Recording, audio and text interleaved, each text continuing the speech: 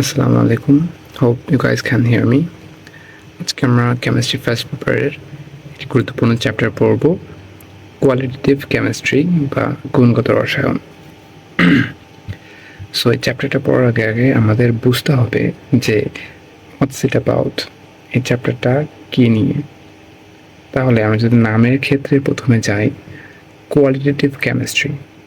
In chemistry একটা কেমিক্যালকে, যেমন আমার হাতে একটা কেমিক্যাল আসছে, এই কেমিক্যালটাকে আমরা যদি অ্যানালাইজ করতে যাই, বিশ্লেষণ করতে যাই, আমরা দুইভাবে করতে পারি। এক, এই কেমিক্যালটার পরিমাণ কতটুকু আছে সেটা নিয়ে আমরা অ্যানালাইসিস করতে পারি, এটার ডেনসিটি কতটুকু বা এটার কতটুকু ভলিউম, এসব নিয়ে যে কেমিস্ট্রির ক্যালকুলেশন করা হয়, কাজ করা হয়, যা কিছু পড়ানো হয়, সেগুলো আমরা পড়ি কোয়ান্টিটেটিভ কেমিস্ট্রির আন্ডারে, যেটা সেকেন্ড পেপারের। এবং ফার্স্ট পেপারে এই যে কেমিক্যালটা আছে, এই কেমিক্যালটার কী কী কম্পোনেন্ট আছে, এটার পিএইচ কতটুকু, এইসব নিয়ে যখন আমরা অ্যানালাইসিস করি, সেটা হচ্ছে কোয়ালিটেটিভ কেমিস্ট্রি। অর্থাৎ এই কেমিক্যালটার কোয়ালিটি কীরকম, পিএইচ, স্বাদ, গন্ধ, কেমিক্যাল কনস্টিটিউয়েন্ট অথবা কেমিক্যাল অ্যাট্রিবিউটস। সো এই চ্যাপ্টারে আমরা মূলত দেখব যে একটা কেমিক্যালের কিভাবে আমরা কোয়ালিটি বের করে সেটাকে অ্যানালাইসিস করতে পারি। তাহলে এই চ্যাপ্টারটা যদি আমরা একটা ওভারভিউ নেই যে এই চ্যাপ্টারে আমরা অ্যাকচুয়ালি কী কী পড়ি, এই চ্যাপ্টারে আমরা পড়ি পরমাণু নিয়ে।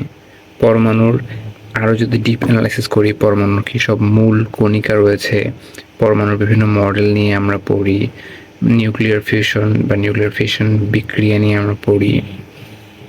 তারপরে হচ্ছে আমরা আরও পড়ি যে একটা পরমাণুর কোয়ালিটেটিভ অ্যানালাইসিস করতে আমাদের বিভিন্ন মেশিনারিজের প্রয়োজন হয়। সেসব মেশিনে ইউভি রে, আইআর, ইনফ্রারেড রে, এক্স রে, এসব বিভিন্ন রে আমরা ইউজ করি। রে ইউজ করে সেটার আউটপুট রেজাল্টটা দেখে আমরা প্রেডিক্ট করতে পারি যে এই কেমিক্যালটার এই সব কম্পোনেন্ট থাকতে পারে। তো সেটার জন্য আমাদের বিভিন্ন আলো সম্পর্কে একটা ধারণা রাখতে হবে। আমরা বিভিন্ন আয়ন সম্পর্কে দেখব যে কোন আয়নটা ফ্লেম টেস্টে কী কী ধরনের বর্ণ দেয়, আমরা কোয়ান্টাম সংখ্যা নিয়ে দেখব, আমরা ইলেকট্রন বিন্যাস দেখব, এবং ফাইনালি আমরা দ্রাব্যতা নিয়ে দেখব। ওকে, তাহলে মোটামুটি আমরা যদি মডেল দিয়ে শুরু করি, history of the atom, theories of model. তাহলে আমরা যদি দেখি যে আমাদের পরমাণুকে, আমাদের ডেমোক্রিটাস, আমরা সবাই জানি যে একটা অবিভেদ্য অংশ হিসাবে বিবেচনা করতো, যে এমন একটা স্মলেস্ট থিং আছে যেটাকে আর ভাঙা যায় না, ওটা অবিভাজ্য। সো সেই ধারণাটা পরে ভুল প্রমাণিত হয়। আমাদের জন ডাল্টন আসে 1803 সালে, তারপর আমাদের জে থমসন আসে, আর্নেস্ট রাদারফোর্ড আসে, একে একে আরও অনেকেই আসে, এবং ফাইনালি আমাদের বর্তমান যে আধুনিক মডেলটা সেটা হচ্ছে কোয়ান্টাম মডেল, যেটার মূলত হচ্ছে স্ট্রোডিঞ্জার দিয়েছেন, কিন্তু আরও অনেকেই আছে। আমরা জানি হাইজেনবার্গ আছে, ম্যান্সফিল্ড আছে, তারাও বিভিন্ন কাজ করছে। সবাই মিলে অ্যাকচুয়ালি কোয়ান্টাম মডেলটাকে এস্টাবলিশ করছে বা ডেভেলপমেন্ট করছে। সো আমরা যদি জে থমসনের মডেলটা দেখি, থমসনের মডেলটা ছিল হচ্ছে প্লাম পুডিং মডেল। তাহলে প্লাম পুডিং মডেল জিনিসটা এরকম, যেমন মনে করো কি বলবো, শ্যামাইয়ের মধ্যে যে কিসমিসগুলো আছে না, কিসমিসগুলো কিন্তু ছড়া ছিটানো ভাবে থাকে, ওরা কোনো ইউনিফর্ম ডাইরেকশনে থাকে না, কোনো নির্দিষ্ট প্যাটার্ন ফলো করে না, ওরা জাস্ট র্যান্ডমলি ছড়ানো ছিটানো ভাবে থাকে। সো প্লাম পুডিং মডেলে থমসন বলে যে হ্যাঁ, পরমাণুর কেন্দ্রে একটা পজিটিভ চার্জ আছে এবং ইলেকট্রনটা পুরো বাটিতে অথবা পুরো পরমাণু জুড়ে ছড়াছিটা থাকবে, র্যান্ডম ভাবে থাকবে, নির্দিষ্টভাবে কোনো স্পেসিফিক ডাইরেকশন থাকবে না।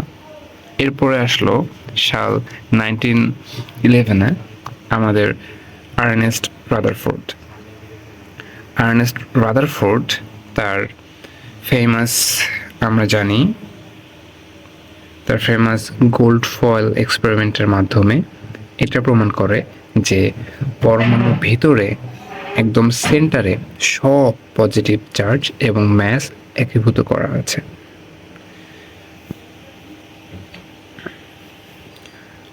ওকে, এবং সে বলে যে হচ্ছে ইলেকট্রনগুলো ওভাবে ছড়ানো ছিটানো অবস্থায় থাকে না, তার নির্দিষ্ট কিছু কক্ষপথে ঘোরাঘুরি করে। তাহলে আমাদের আর্নেস্ট রাদারফোর্ড একটা পথ দেখিয়ে দিলেন, বাট স্টিল এটা স্পেসিফিক না।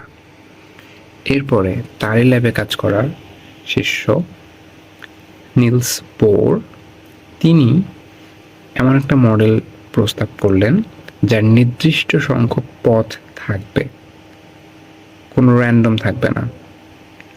সে তার নামগুলো দিল অরবিট। এরপরে ফাইনালি আমাদের কোয়ান্টাম মডেল আসে। কোয়ান্টাম মডেল বলে যে না, কোনো পথ না, ইলেকট্রনগুলো অ্যাকচুয়ালি অরবিটালে থাকে, অর্থাৎ ইলেকট্রন অ্যাকচুয়ালি ক্লাউড ফর্ম করে থাকে। ইলেকট্রনটা এখন কোন জায়গায় থাকবে, ইলেকট্রন কনস্ট্যান্টলি মুভ করতে থাকে এবং কোন জায়গায় থাকবে এটা আমরা এক্স্যাক্টলি বলতে পারি না, বাট আমরা প্রেডিক্ট করতে পারি যে এই জায়গাটা ইলেকট্রন থাকার সম্ভাবনা সবচেয়ে বেশি। সো যেই জায়গাটায় ইলেকট্রন থাকার সম্ভাবনা সবচেয়ে বেশি সেই জায়গাটাকে আমরা বলি অরবিটাল। ওকে, সো এই যে কয়েকটা মডেল, প্লাম্বোর্ড মডেল, সামারফিল্ড হচ্ছে ওই আমাদের কোয়ান্টামের যে এম চিহ্নটা আছে, ম্যাগনেটিক কোয়ান্টাম নাম্বার, সেটা দিছিল। সে অ্যাকচুয়ালি ওই রেকে স্প্লিট করে ফেলছিল, which will look on later. আচ্ছা, তাহলে আমাদের রাদারফোর্ডের পরমাণু মডেলে কি কি আছে আগে আমরা এক্সপেরিমেন্টটা দেখি। তাহলে রাদারফোর্ড একটা তেজস্ক্রিয় রে ইউজ করছিল, যেটা হচ্ছে আলফা পার্টিকেল।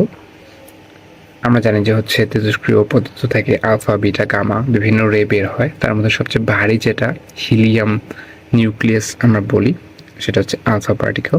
তাহলে আলফা পার্টিকেল রেডিয়াম থেকে বের হয়েছে, রেডিয়াম থেকে বের হয়ে একটা থিন গোল ফয়েলের মধ্যে যে অ্যাটাক করছে। এখন গোল ফয়েলটা খুবই থিন হতে হবে, নইলে তো অনেকগুলো পরমাণু একটার পর একটা চলে আসবে, তাহলে তো আমরা একটা নিউক্লিয়াস পাবো না। যত থিন হবে তত আমাদের একটা নিউক্লিয়াস পাওয়ার সম্ভাবনা বেড়ে যাবে। তো ওই সময় গোল্ড হচ্ছে এরকম একটা মেটাল ছিল যেখানে যেটাকে খুব সহজেই স্লাইস করা যেত, অনেক থিনভাবে স্লাইস করা যেত। এই জন্যই রাদারফোর্ড তখন গোল্ড ফয়েল থেকেই বেছে নিয়েছিল।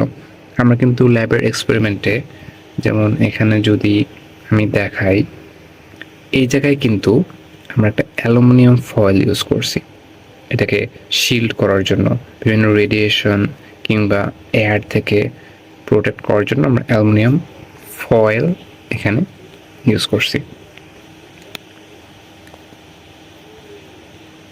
ওকে, এরপরে পিছনে আমরা জানি যে একটা ডিফ্লেক্ট পার্টিকেলগুলোর একটা ফ্লোরোসেন্ট স্ক্রিনের মধ্যে পড়তো। ফ্লোরোসেন্ট মানে হচ্ছে আর কি যেসব পদার্থ উজ্জ্বল আলো তৈরি করে। আমরা আলো তৈরি করার মাধ্যমে তো বুঝতে পারবো যে কোন জায়গায় অ্যাকচুয়ালি আমাদের আলফা পার্টিকেলটা হিট করতেছে। সো তখন দেখা গেল ওই স্ক্রিনে আমরা দেখতে পেলাম যে ম্যাক্সিমামগুলোই দেখো পাস করে যায়, ওই যে ডটগুলো, কম রঙের ডটগুলো ম্যাক্সিমামগুলোই পাস করে যায়, অর্থাৎ তাদের নিউক্লিয়াসের সাথে ধাক্কা লাগতেছে না, কোনো কলিশন হচ্ছে না। আবার দুই একটা এই যে বাম পাশে অথবা ডান পাশে ছড়িয়ে গেল, আবার একটা প্রায় ব্যাক চলে আসলো। এই ইমেজটাতে একটু ভালোভাবে দেখতে পারবো যে ম্যাক্সিমামগুলো অ্যাকচুয়ালি পাস করে যায়, কারণ আলফা পার্টিকেল তো হিলিয়াম নিউক্লিয়াস, তাই না? তার মানে তার পজিটিভ চার্জ আছে, নিউক্লিয়াসে তো পজিটিভ চার্জ থাকে না। আচ্ছা, তাহলে এই জন্য তারা যখন পজিটিভের সাথে ধাক্কা লাগেনি তখন তারা চলে গেছে। এখন আমরা যদি আলফা পার্টিকেল ইউজ না করে বিটা পার্টিকেল ইউজ করতাম তাহলে কি হতো? বিটা তো আমরা জানি ইলেকট্রন, তাহলে ইলেকট্রন মানে নেগেটিভ, আমরা জানি পজিটিভ নেগেটিভকে আকর্ষণ করে, তাহলে অ্যাকচুয়ালি আমরা এই এক্সপেরিমেন্টটা ঠিক মতো করতে পারতাম না, কারণ ওই নেগেটিভ তো পজিটিভকে যেয়ে আটকে যেত, তাই না? ওরা তো আর ব্যাক আসতো না। এই জন্যই আমরা হিলিয়াম নিউক্লিয়াস ইউজ করছিলাম, আলফা পার্টিকেল ইউজ করছিলাম। ওকে, রাদারফোর্ড আরেকটা কথা বলে, এটা কিন্তু সোলার মডেলের সাথে তুলনা করা হয়, এই জন্য ব্যাকগ্রাউন্ডে একটা সোলার সিস্টেম দেওয়া আছে। রাদারফোর্ড আরও বলে যে ইলেকট্রন অ্যাকচুয়ালি এনার্জি রেডিয়েট করতে করতে বৃত্তাকার পথে ঘুরতে থাকে, তাহলে ও যত বেশি এনার্জি ছেড়ে দিবে তত বেশি ওর কক্ষপথটাও ন্যারো হয়ে আসবে। এই ধারণাটাই পরে ভুল প্রমাণিত করে সঠিক একটা কক্ষপথের ধারণা দেয় নিলস বোর। ওইটাকে আমরা অরবিট বলতেছি। ইটস নট অ্যান অরবিট, এটা জাস্ট একটা কি বলবো, জাস্ট একটা ডাইরেকশন। তো সে বলে যে হচ্ছে শক্তি বিকিরণ করতে করতে একটা সময় ইলেকট্রন সেন্টারে গিয়ে পতিত হবে, উইচ ইজ নট ট্রু। আচ্ছা, তাহলে করতে করতে একটা সময় ইলেকট্রন সেন্টারে গিয়ে পতিত হবে, উইচ ইজ নট ট্রু। আচ্ছা, তাহলে এখন আমরা দেখি যে গোল্ড ফয়েলটার কতটুকু ডেন্সিটি ছিল, 4 × 10⁻⁴ সেন্টিমিটার। সেন্টিমিটারে মনে রাখাটাই প্রেফার করি, অথবা এইভাবে মনে রাখা যায় যে 4টা শূন্য 4, 0.00004, তাহলে কয়টা শূন্য, 4টা শূন্যর পরে 4 সেন্টিমিটার। আচ্ছা, জিঙ্ক সালফাইডের পর্দা, আমরা যে ফ্লোরোসেন্ট স্ক্রিনটা ইউজ করছিলাম সেটা ছিল জিঙ্ক সালফাইডের। আচ্ছা, তেজস্ক্রিয় মৌল অবশ্যই আমরা রেডিয়াম ইউজ করছিলাম, এই যে আলফা কণা বিকিরণ করে। ওকে, তাহলে পর্যবেক্ষণ অধিকাংশ কণাই যেটা বললাম যে ভেদ করে যায়, কারণ ভিতরে ম্যাক্সিমামটাই তো ফাঁকা, পজিটিভ তো শুধু নিউক্লিয়াসে থাকে, তাই পজিটিভ আলফা পার্টিকেলগুলো ম্যাক্সিমামই পাস করে চলে যায়, ধাক্কা খায় না। অল্প সংখ্যক কিছু বেঁকে যায় এবং অল্প সংখ্যক কিছু ফেরত আসে, বাকিগুলো এখানে লেখা আছে। আচ্ছা, সিদ্ধান্তগুলো সেম, যে পরমাণু কেন্দ্রে বা সমগ্র ভর থাকে, নিউক্লিয়াসটা যেহেতু পজিটিভ এই জন্য পজিটিভ আলফা পার্টিকেল তার সাথে ধাক্কা খেয়ে ফেরত আসে। যদি আমাদের আলফা পার্টিকেলটা নেগেটিভ হতো তাহলে আর ফেরত আসতো না, কারণ পজিটিভ নেগেটিভকে আকর্ষণ করে। ওকে, আচ্ছা, এরপরে হচ্ছে ভর। আলফা কণার ভর ইলেকট্রনের চেয়ে অনেক বেশি, 7,000 গুণ বা 7,500 গুণ বেশি। পরমাণুর ব্যাসটা মনে রাখতে হবে, নিউক্লিয়াসের ব্যাসটা মনে রাখতে হবে। ওকে, যেটা বলতেছিলাম, আলফা পার্টিকেল হচ্ছে হিলিয়াম নিউক্লিয়াস। তাহলে হিলিয়াম নিউক্লিয়াস কেন বলতেছি, কারণ হিলিয়ামের কিন্তু 2টা ইলেকট্রন থাকে। তাহলে 2টা ইলেকট্রন যখন চলে যায় তখন ওই পরমাণুর আর কি বাকি থাকে, শুধুমাত্র নিউক্লিয়াসটাই বাকি থাকে, প্রোটন 2টাই বাকি থাকে। এই জন্যই বলা হচ্ছে আলফা কণা হচ্ছে হিলিয়াম নিউক্লিয়াস, যার ভর হয় কত, 4, কারণ ওই যে উপরে 4 দেওয়া, উপরে অ্যাটমিক নাম্বার হয় যেটাকে এ দিয়ে প্রকাশ করে, এবং নিচে হয় হচ্ছে জেড বা পারমাণবিক সংখ্যা। ওকে, সফলতা। আলফা কণা বিচ্ছুরণ পরীক্ষা ব্যাখ্যা করা যায়। পরমাণু নিউক্লিয়াসেই সমগ্র ভর সঞ্চিত থাকে। সর্বপ্রথম পারমাণবিক ত্রিমাত্রিক গঠন সম্পর্কে ধারণা প্রদান করে। আর আগে তো সবাই বলতেছিল এই প্লাম পরিমণ্ডলের মতো যে কিসমিসের মতো ছড়া থাকে, উইচ ইজ নট অ্যাপ্রোপ্রিয়েট। ওকে, বিভিন্ন সীমাবদ্ধ ত্রুটি আছে, যে যেমন 3 নম্বরটায় দেখো যে হাইড্রোজেন পরমাণুর বর্ণালী সম্বন্ধে কোনো সুস্থ ব্যাখ্যা এই মডেল দিতে পারে না। বোরও কিন্তু শুধুমাত্র হাইড্রোজেনকেই ব্যাখ্যা করতে পারছে, পরেরগুলোকে আর ব্যাখ্যা করতে পারেনি।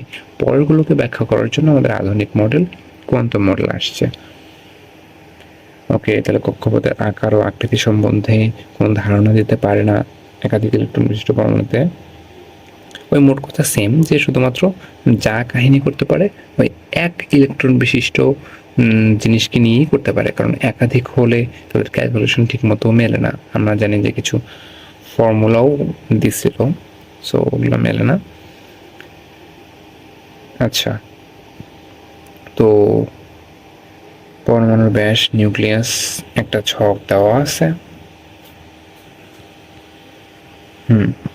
তোমাদের সুবিধার জন্য আমি বিভিন্ন ইকুইভ্যালেন্ট ইনমিটারের ইয়েগুলো দিয়ে রাখছি, যেমন পিকোমিটার, ন্যানোমিটার। তো এগুলো কি করতে হয়, গুণ করতে হয়। মিটার তো মানে হচ্ছে 10⁻⁴ মানে হচ্ছে 1। তাহলে আমরা সাপোজ মিটার থেকে কিলোমিটারে যাব, মনে করো আমার কাছে 3 মিটার আছে, আমরা কিলোমিটারে যাব, তাহলে কি করতে হবে, 3 ×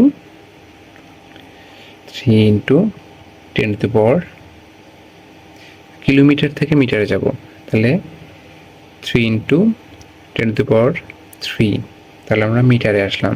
সাপোজ আমরা গিগামিটার থেকে মিটারে আসব, তাহলে আমার কাছে 3 গিগামিটার আছে, এটা থেকে আমরা মিটারে আসব। তাহলে মিটারে আসতে গেলে কী করতে হবে? 10⁹ গুণ করতে হবে, তাহলে আমরা গিগামিটার থেকে মিটারে আসতে পারবো। ঠিক সেই রকমই আমরা যদি ন্যানোমিটার থেকে মিটারে আসতে চাই, তাহলে 10⁻⁹ গুণ করে মিটারে আসতে হবে। তাহলে আমরা যদি মিটার থেকে ন্যানোমিটারে যেতে চাই, তাহলে 10⁻⁹ ভাগ করতে হবে, সিম্পল অ্যাজ দ্যাট। তাহলে আমরা আজকে কোয়ালিটেটিভ কেমিস্ট্রি সম্পর্কে একটা ধারণা পেলাম। আমরা এটা বুঝলাম যে আমাদের কোয়ালিটেটিভ কেমিস্ট্রি কেন পড়তে হবে। একটা কেমিক্যালের গুণকে বিশ্লেষণ করার জন্য আমাদের কোয়ালিটেটিভ কেমিস্ট্রি পড়তে হবে। আমরা দেখলাম যে চ্যাপ্টারে কি কি আছে, আমরা কয়েকটা মডেলের একটা ওভারভিউ নিলাম এবং আমরা রাদারফোর্ডের মডেলটা পড়লাম। নেক্সট ক্লাসে আমরা বাকিগুলো পড়ার চেষ্টা করব।